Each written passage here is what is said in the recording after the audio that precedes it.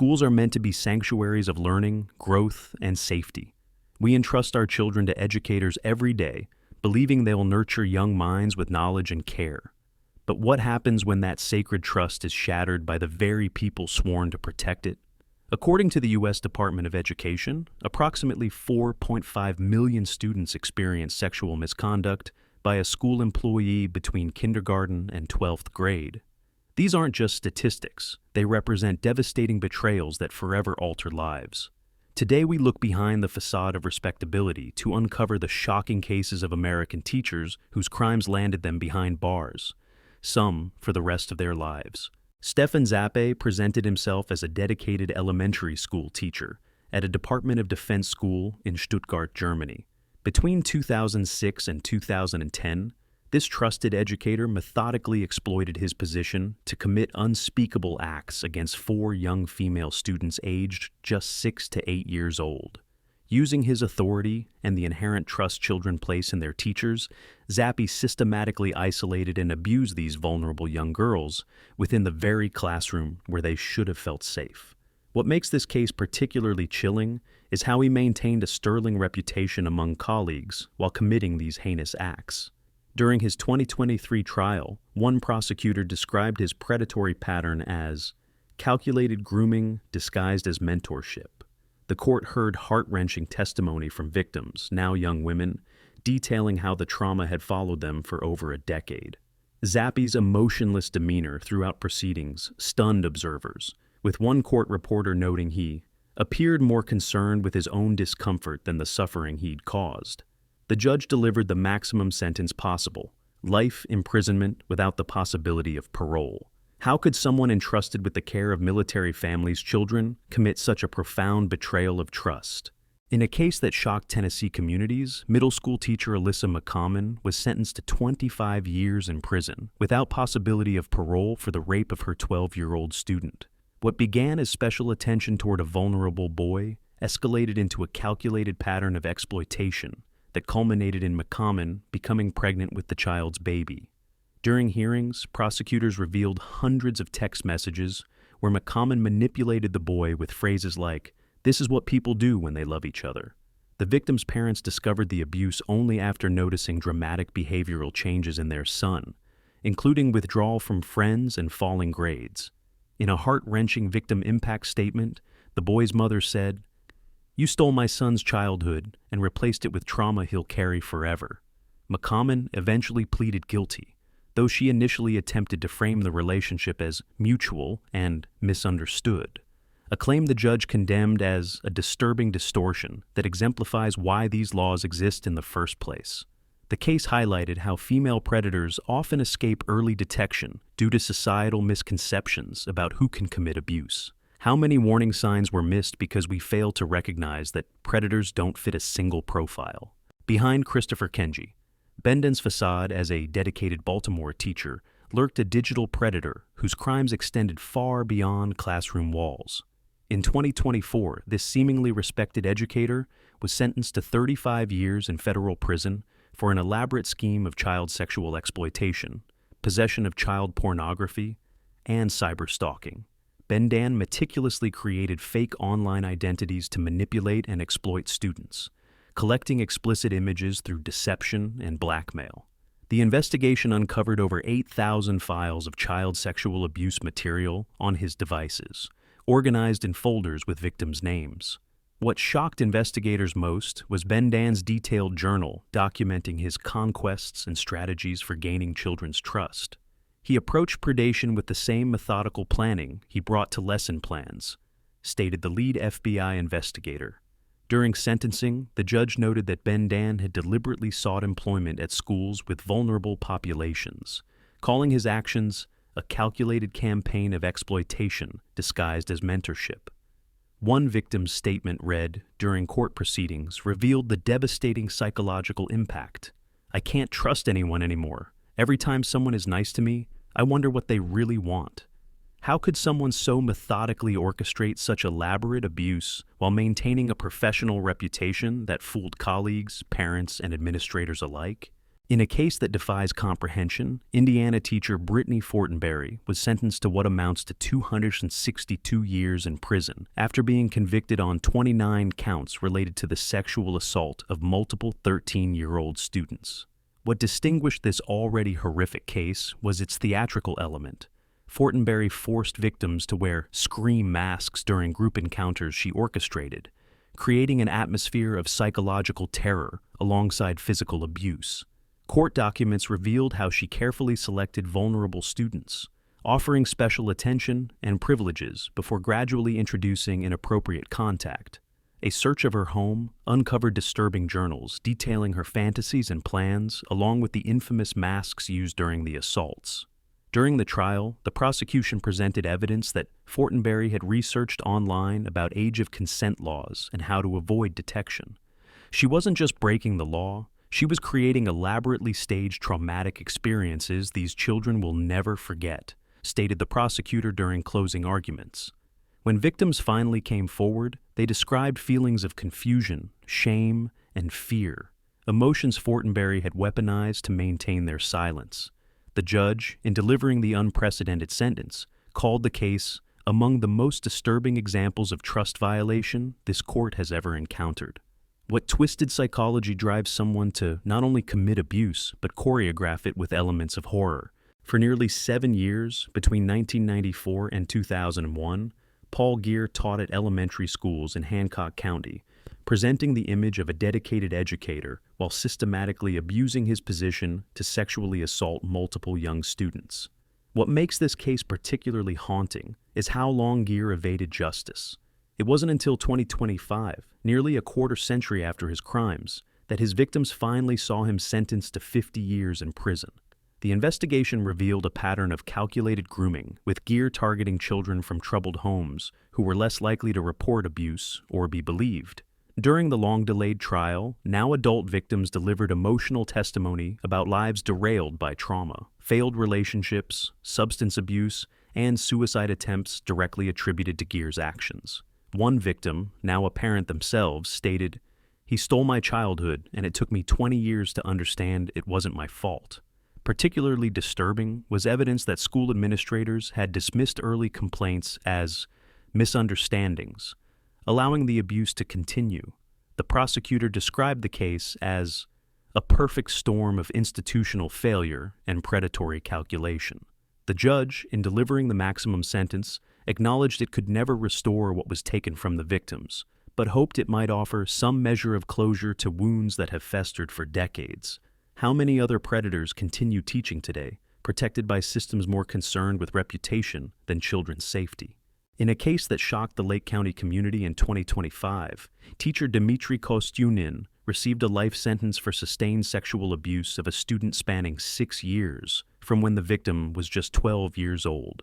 Kostyunin's methodical grooming included gradually introducing the minor to cannabis, which prosecutors demonstrated was used to lower inhibitions and create chemical dependency alongside the emotional manipulation. Court records revealed how Kostyunin isolated his victim through a calculated campaign of emotional manipulation, convincing the child that their special relationship was normal while systematically cutting them off from supportive peer relationships. During the trial, digital evidence revealed thousands of text messages showing Kostyunin's psychological tactics, alternating between loving support and subtle threats. This represents the most comprehensive and systematic grooming strategy I've encountered in 20 years prosecuting these cases, stated the district attorney. Perhaps most disturbing was evidence that Kostyunin had researched child psychology specifically to exploit developmental vulnerabilities in his victim. The presiding judge, in delivering the life sentence, noted that Kostyunin showed no genuine remorse, only regret at being caught, and classified him as an ongoing danger to any community with children. What's most chilling is the evidence suggesting this wasn't his first victim, just the first to come forward. How many others suffer in silence, convinced by their abusers that no one would believe or help them? Trusted Michigan teacher Heather Hare was sentenced to 13 years in federal prison, followed by 20 years of supervised release after being convicted of engaging in sexual activities with a minor student. What elevated this case to federal jurisdiction was Hare's deliberate transportation of the victim across state lines to continue the abuse. A calculated move, prosecutors argued, demonstrated clear awareness of wrongdoing. Court evidence revealed Hare engaged in sexual activities with the student between 20 and 30 times, including in her classroom after school hours. Digital forensics uncovered over 4,000 text messages between Hare and her victim, many containing explicit content and psychological manipulation. She consistently framed her actions as protecting and special attention, while systematically dismantling appropriate boundaries, noted the FBI agent who led the investigation. During sentencing, the judge highlighted testimony from school counselors about the profound psychological impact on the victim, whose academic performance plummeted and who developed severe trust issues requiring intensive therapy. In a particularly disturbing revelation, evidence suggested Hare had researched age of consent laws in neighboring states before planning trips with the student. This wasn't a momentary lapse in judgment, but a sustained campaign of calculated exploitation, stated the prosecutor in closing arguments. How could someone sworn to educate and protect children instead use their psychological training to exploit them? In a case that sent shockwaves through the Hateville community, school coach Jamarcus Collins received a life sentence in 2023 for the systematic sexual assault, battery, and molestation of multiple female students between the ages of 12 and 14. Collins, who coached girls' athletics, methodically exploited his position of authority to isolate vulnerable students under the guise of special training sessions. Court testimony revealed how Collins used his status as a respected coach to silence victims, convincing them that reporting would end their athletic aspirations. The investigation uncovered a pattern spanning years, with Collins carefully selecting victims who lacked strong parental support, or who particularly craved adult approval.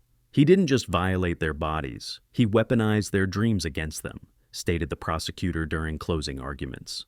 Particularly damning was testimony from school administrators who admitted ignoring early warning signs, including Collins' pattern of being alone with students despite policy prohibitions. One victim, speaking at sentencing, described how, "He made me believe this was the price of success, that all serious athletes had coaches who trained them this way." The judge, in delivering the life sentence, called Collins a predator who deliberately sought positions giving him access to vulnerable children. How many other coaches are exploiting the intense trust relationships of sports to groom and abuse young athletes whose dreams they are supposed to nurture? In one of the most shocking cases of betrayal, San Diego's former Teacher of the Year, Jacqueline Ma, was sentenced to 30 years in prison after pleading guilty to sexually abusing multiple students ages 11 and 12. Ma, who had been celebrated for her teaching excellence just months before her arrest, used her sterling reputation to deflect suspicion while systematically grooming and abusing children in her care. Court evidence revealed Ma had given victims special gifts, created elaborate coded communication systems to avoid detection, and convinced children their relationship was special and secret. Particularly disturbing was evidence that Ma had obtained a tattoo containing one victim's initials and had created a countdown calendar to the child's 18th birthday. This level of obsession and calculation demonstrates the extreme danger she posed, stated the prosecutor. During the investigation, authorities discovered Ma had researched how to permanently delete text messages and avoid digital evidence collection. One parent's victim impact statement described the devastating realization: "We celebrated when she won Teacher of the Year. We thanked her for taking special interest in our child. We were thanking the person who was destroying our family." The judge, in accepting Ma's guilty plea, noted that her previously stellar reputation actually made her crimes all the more insidious, as it created the perfect cover for abuse. What does it say about our systems when those we celebrate as educational paragons are secretly exploiting the very children we've honored them for teaching? Wisconsin teacher Madison Bergman faced what amounted to a 178-year prison sentence after being convicted on 10 counts related to child sexual assault and enticement of an 11-year-old student. What distinguished this already disturbing case was the sheer volume of contact. Investigators uncovered more than 33,000 text messages exchanged with the child over just 7 months, revealing an escalating pattern of emotional manipulation and sexual grooming. Digital forensics experts testified that during peak periods, Bergman was sending messages almost hourly, creating a psychological bubble that isolated the child from normal social development. Court evidence showed how she systematically introduced sexual content, beginning with seemingly innocent comments before escalating to explicit conversations and eventually physical contact. She created an alternative reality for this child where this relationship was normal and special, explained the prosecutor. Particularly damning was evidence that Bergman had researched psychological manipulation techniques and had previously been warned about boundary violations at another school district. The judge, in delivering the unprecedented sentence, cited Bergman's complete lack of remorse and high likelihood of reoffending based on psychological evaluations. One expert witness testified that the extraordinary number of messages represented one of the most comprehensive grooming campaigns documented in educational settings. How many other children are currently trapped in similar webs of manipulation, believing inappropriate attention from an adult represents special caring rather than calculated exploitation? In a case that garnered national headlines, Arizona teacher Brittany Zamora was sentenced to 20 years in prison, followed by lifetime probation for sexually abusing her 13-year-old student. What began in a classroom text group escalated to Zamora sending explicit photos before orchestrating sexual encounters on school property, including during class while other students watched educational videos. Court records revealed Zamora manipulated the victim through a calculated grooming process, first establishing herself as a confidant before gradually normalizing sexual conversations. The abuse was discovered only after the victim's parents installed monitoring software on his phone and found disturbing messages. During her sentencing hearing, evidence emerged that school administrators had received previous warnings about Zamora's inappropriate behavior, but failed to take decisive action. There were multiple missed opportunities to protect this child, stated the prosecutor. In a particularly disturbing development reported by prison officials, Zamora has since taken on a teaching role within the correctional facility, instructing fellow inmates, a position that raised concerns given her history of exploiting educational settings. The victim's parents later filed a $2.5 million lawsuit against the school district, stating in court documents, "Our son was betrayed by someone he was taught to trust, while the adults responsible for his safety looked the other way." How many warning signs must appear before educational institutions prioritize student safety over avoiding scandal?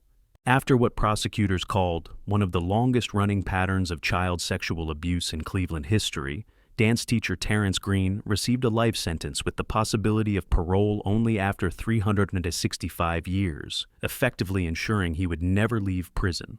Over a horrifying 21-year period between 1998 and 2019, Green systematically raped 6 students and sexually assaulted 2 others, using his position as a celebrated dance instructor to select, groom, and silence victims. The investigation revealed how Green specifically targeted boys from disadvantaged backgrounds, offering free lessons and special performance opportunities before initiating abuse. He selected children whose economic circumstances and dreams of dance careers made them particularly vulnerable to manipulation, explained the lead detective. What allowed this abuse to continue for decades was Green's carefully cultivated community reputation. He regularly organized charity performances and received local awards for mentoring youth. During the emotional 7-week trial, now adult victims described how Green convinced them that sexual contact was necessary for physical development as dancers, and threatened to end their performance careers if they reported him.